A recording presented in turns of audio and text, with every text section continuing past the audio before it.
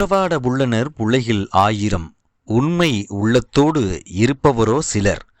உயிராய் உறவாய் இறுதிவரை இருக்கும் உயிர்கள் உலகில் என்றும் நண்பர்களே என்ற கவிதைக்கு ஏற்ப 29 ஆண்டுகளுக்கு பிறகு சந்தித்து கொண்ட முன்னாள் மாணவர்கள். சிவகங்கை மாவட்டம் அருகே உள்ள கீழக்கண்டனியில் தனியார் பாலிடெக்னிக்கில் 1992 முதல் 1995 வரை பயின்ற மாணவர்கள் எண்ணிக்கை 240.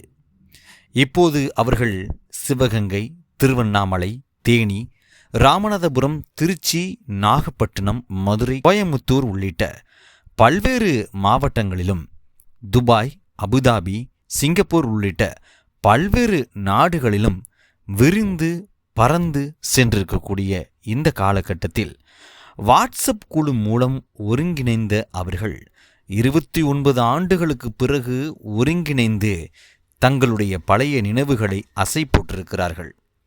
ஒருவரை ஒருவர் கட்டித் தழுவி தங்களுடைய மலரும் நினைவுகளை பகிர்ந்த அவர்கள் விருந்தினர்களுக்கு பொன்னாடை பொருத்தியும் நினைவு பரிசுகளை வழங்கியும் ஒன்றிணைந்த மாணவர்கள் அனைவரும் தனியார் அறக்கட்டளை ஒன்றை தொடங்கி ஏழை எளிய மாணவர்களை தேர்ந்தெடுத்து ஆண்டுக்கு 3 குழந்தைகளை படிக்க வைப்பதாகவும் தீர்மானித்திருக்கிறார்கள். இன்றைக்கு காலகட்டத்தில் நண்பர்கள் ஒன்றிணைந்தால் ஏதேனும் ஒரு செயலில் ஈடுபடும் ஒரு வழக்கம் இருந்து வருகிறது. ஆனால் இந்த மாணவர்கள் அனைவரும் 29 ஆண்டுகள் கழித்து இவர்கள் சந்தித்து கொண்டாலும் நம்மை போன்று வரக்கூடிய எதிர்கால சந்ததி மென்மேலும் அடுத்த இலக்கை நோக்கி பயணிக்க ஒரு வாய்ப்பை ஏற்படுத்தி தர வேண்டும் என்பதற்காக அறக்கட்டளையை உருவாக்கி அதில் ஆண்டுக்கு 3 குழந்தைகளை படிக்க வைப்பதாக தீர்மானமும் எடுத்திருக்கிறார்கள்.